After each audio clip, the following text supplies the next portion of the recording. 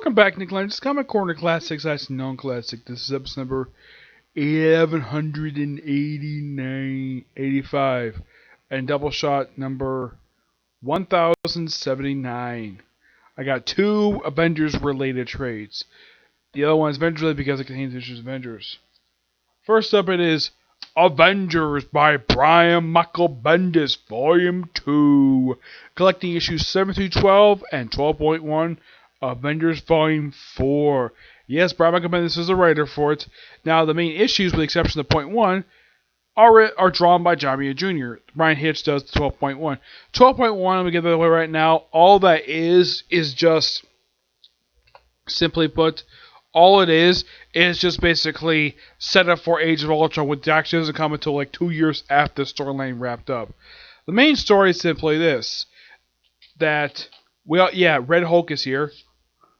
So, we have the return of the Hood. Yep, the Hood. First time since Siege. He breaks out of prison to steal the Infinity Gems. And apparently the Infinity Gems cause the reunion of the Illuminati, which is the first that Scoop has been assembled since, well, it's been quite a while. Now, this is the group at the time of the storyline, which is basically Charles Xavier, who is no longer in a wheelchair, Medusa taking the place of her late husband, Iron Man, and Mr. Fantastic, along with Doctor Strange. Yeah, this is the first time since, well, let's see, I think the last this group was active was back prior to Secret Invasion, but that was last time they were active, and after this storyline, well, they're not active again for 2 years. Well, not until Hickman picks up the storyline. So, apparently, while the Globe trying to figure out where the Hood is going, we also have that apparently all the Avenger teams, all three Avenger teams, the main Avengers team led by Maria Hill, the new Avengers team led by Luke Cage, and the Secret Avengers team led by Steve Rogers, find out about the Illuminati existence. And it took them only 5 years to figure out about their existence. Yeah, they made a debut in the storyline of the century back in New Avengers number 7. That was back in 2005. That was when they first showed up. It took the Avengers 5 years to find out about the existence of the group. And with the existence of the Hulk, they bow the Hood to this whole storyline. At one point, he runs to his old girlfriend, Madame Mask, who he fixes her face. Gets rid of the scar on her face. Though later on, she gets scars back for some reason. I don't know why. And then eventually, he's defeated by the combined might of a whole bunch of Avengers. And Steve's like, after this, you're shutting down. But at the end of the storyline, after Captain Infinity Gems, he joins Illuminati. Yes, the very same group he tried to shut down. And nothing is done with this for 2 years.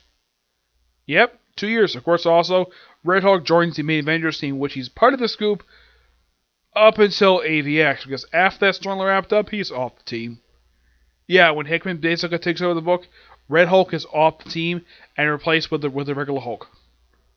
But this overall is a really good storyline. And I give this book roughly a 9.5 out of 10. Damn good book. An absolute really damn good storyline.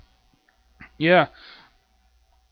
Interesting note, this is the second story arc of this volume for New Avengers.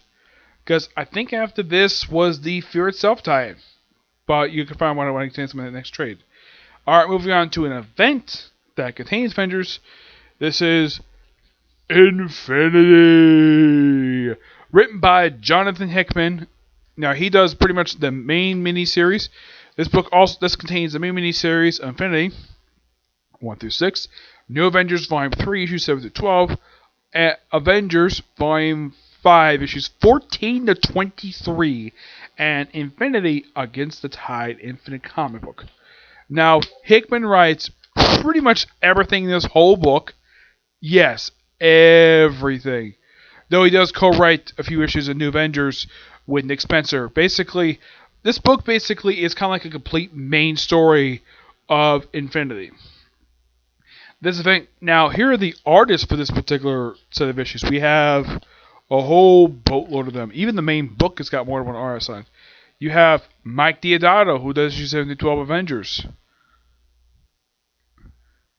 For the main Avengers book, it's Savicalito with Mark Rudy and Mark Cheeto. Jim Chung does issue 1, Infinity. 2 through 5, they were by Jerome Orbia and Dustin Weaver. Lean Francis, of course, Jim Chung does do all the issue 6. 1823 Avengers is done by Lean Francis Yu. Now, the book, basically how this book starts out is that it has the prologue stuff from, get this, these books they throw in here just cuz. We have pretty much the new Avengers for New Avengers and Avengers to start off with this thing. Just to start off with it. 12, New Avengers 12, that's just the aftermath of the storyline. But it presents, this trade presents the entire storyline in chronological order, the main portion of the story. Which apparently Hickman had people not only read the main book, but you also had to read New Avengers and Avengers to get the whole complete story for this. The storyline for this thing is this. Thanos is having his Black Order, this is the debut, which is comprised of Prox Midnight, her husband, Carol's Glove. There's also Ebony Maw, Supergiant, actually, yes, I think it's Super Dwarf, I think it is. Yeah, it's basically his Black Order, which they all make their debut in issue 1 for Infinity. Oh yeah, we also see the return of the Space Knights. Yep, which prior to this, they had not been active for some time. Yep.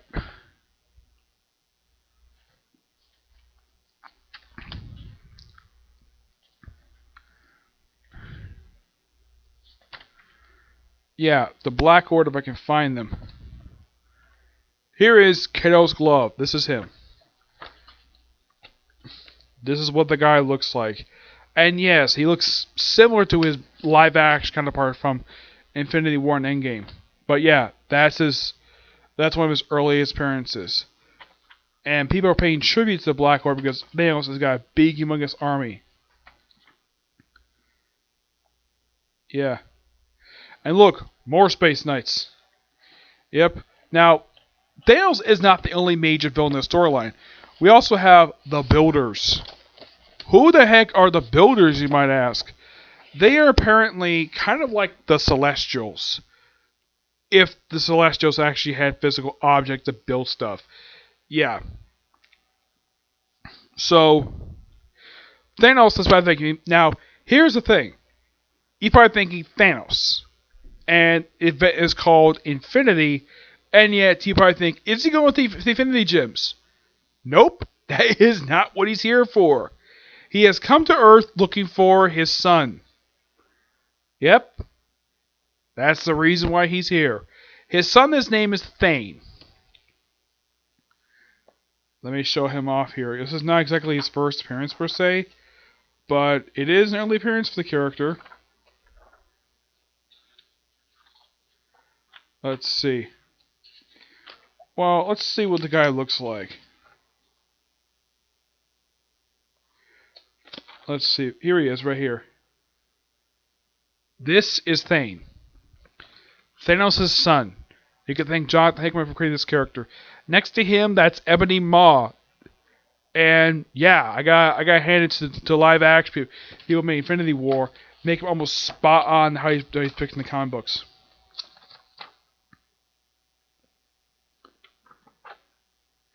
Also, in the storyline, Iron Man is in here, and he's wearing the armor he showed up that he had during the first half of the Karen Gillian run for Iron Man. Yeah, this is his space armor. Because, well, the Avengers off in space, so why not have them basically do that? Yep. Now, the Avengers does whole storyline off in space. Why? To fight the Builders. Yep, they spend most of the time fighting the Builders for this whole story before fighting Thanos on Earth. Also, some of you may see this image in Miss Marvel. Atalam blowing up the original one. Yes, that was actually the work of Black Bolt. Yep, and that's basically all that was set up for Inhumanity, which led to the rise of the Human books. and a push that nobody cared for. Yes.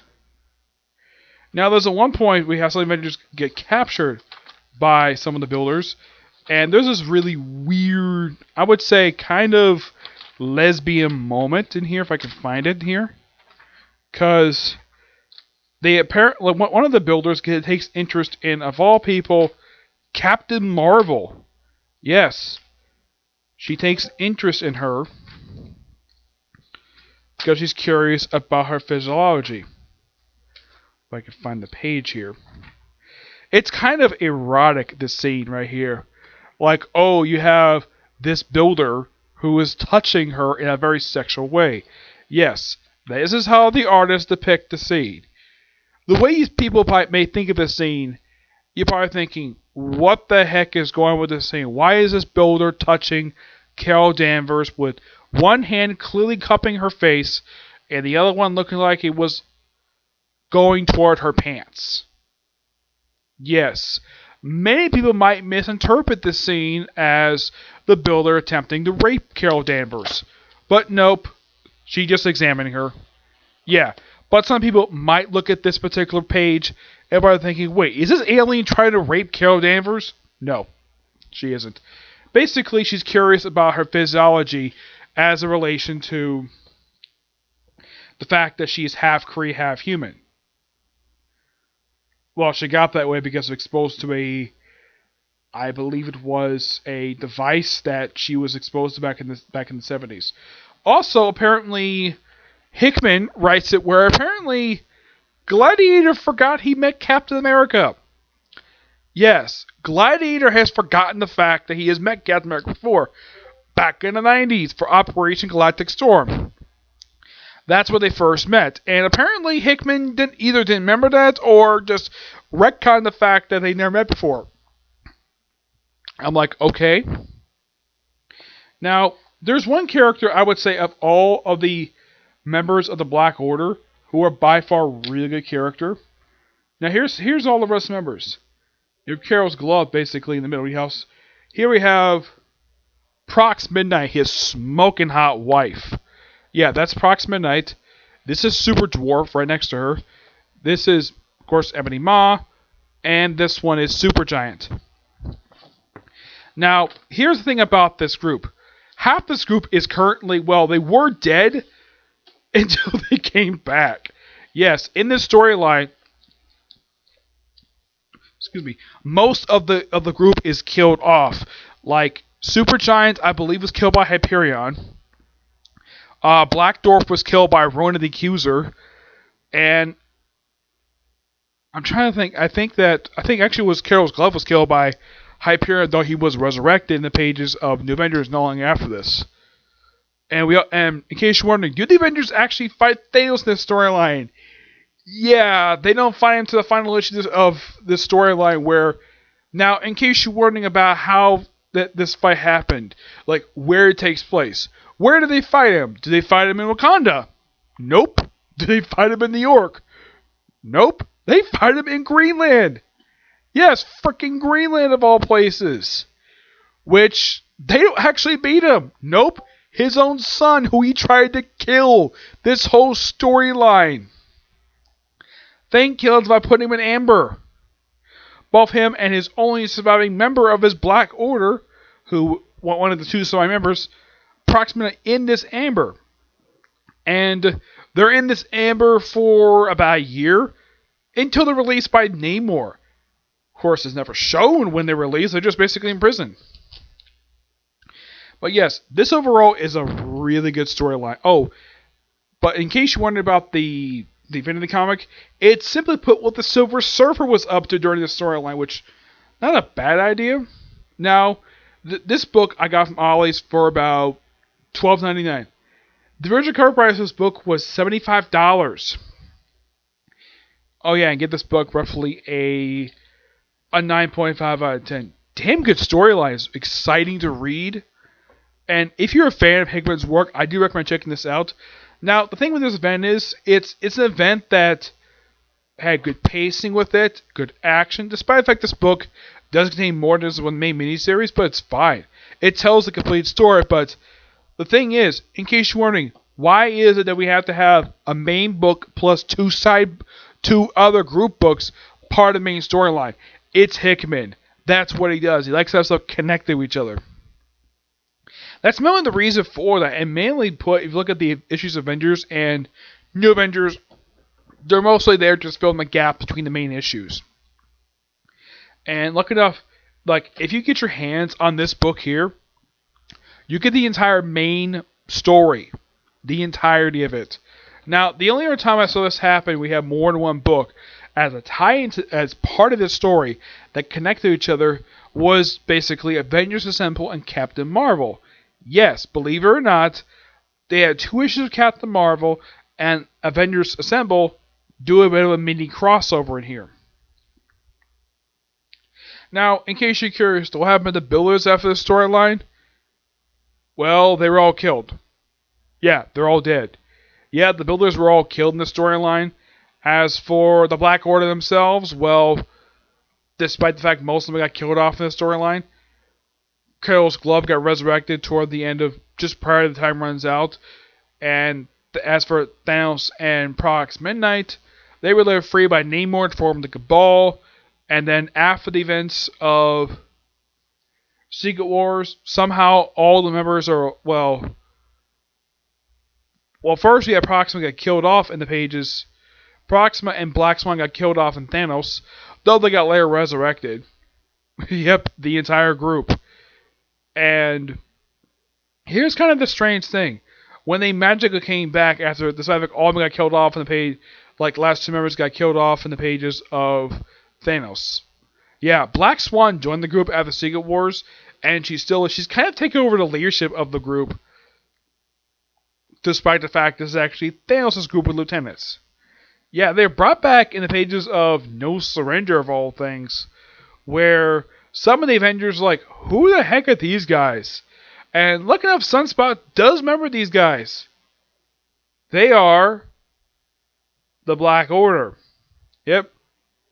Thanos himself, like, not long after this event, well, made an amber for over a year, and then he got freed by Namor and became an active player in the New Avenger book prior to Secret Wars, and then he supposedly got killed in Secret Wars, or he later came back. He has an ongoing series that lasted for about a year and a half, and after that ended, he didn't do very much, though he still had some one-shots by his creator, Jim Starlin. He's had like one mini-series where basically it took place between 1 and 2 of the one-shots. And he was around for a certain period of time until Gary Duggan killed him off in Infinity Wars. Yeah, he finally died again, and he's still dead. Yeah, he got killed off about 2 years ago in Infinity Wars. He got killed off in the very first issue by Gamora. How? She beheaded him. Yes, despite the fact that Drax tried to kill him for years. Oh, and speaking of Drax, well, the Guardians don't really do much of anything in the main story. Nope. That's kind of the dumb thing about this storyline. Is that if you look at, let's say, despite the fact this book came out in 2013, if you read the Guardians of the Galaxy book, there is no mention of Infinity at all. Nope. I don't think that there is. That's one thing I thought was quite strange about this. You had the Guardians show up in here, but yet you had no reference to them. Also in here, the Superior Spider-Man showed up. Not Peter Parker, the Superior Spider-Man, because Superior Spider-Man comic was going at this point. So, of course, show up in here. What was his role? Minor at best. He just basically beat some builders who invaded Earth. Though that portion which helps out the Mighty Avengers series by Al Ewing. But in the case of Infinity overall, it is definitely a damn good event. It's one of 2 events Hickman has actually done, though he's involved with another event with X of Swords coming out soon. But this was his first event he ever did, and damn good job this book was. It's basically kind of like a big sci-fi epic movie, like if it was like reading Star Wars in a way. That's the best way to describe Infinity. Though he wouldn't do another crossover until 2 years later, when he did Secret Wars, a book that got criticized for its delays. It did have some minor pacing problems with it, But unlike this book, which had a few different artists with it, Secret Wars had one artist for 9 issues. Yes, only one. My only guess is the reason why Hickman did that because he probably didn't want to make the same mistake with this book by having multiple artists in the book, but at least the artwork was somewhat consistent holding the issues. Everything looked bad in this whole time. And surprisingly, he didn't have Mike Deodato do the main Infinity book. That would have been cool if he did, but he didn't. Nope, he just stuck to Avengers for some reason. I have no idea what. But the guy is one damn good artist. Yeah. But I think he did do Infinity Wars, which came out 2 years ago. Though, if you think about Infinity, it's more like a spiritual sequel to Infinity War. Defending Gauntlet from the 90s. That's basically what this book is. And in case you want to do Avengers stuff, basically it's kind of like this event is like interruption to the main story, though it takes interrupting his own work just to do its own story. Avengers, the main book Avengers, actually built this up for over a year prior to the story coming out. Yeah, it built up for some time, which you at least got to praise the fact Hickman did have build up to this, mostly in Pages Avengers, but that's actually pretty good in his part. But at least when he did both those events, at least he had build up towards. Unlike Civil War 2, which had zero build, it just happened to randomly happen because the Captain America Civil War was coming out that year. Yeah. But yeah, that's it for Single Review. I have roughly one more video I'm going to do today, and a review of the newest episode release for Fire Force. Okay, Tuesday's video. Bye.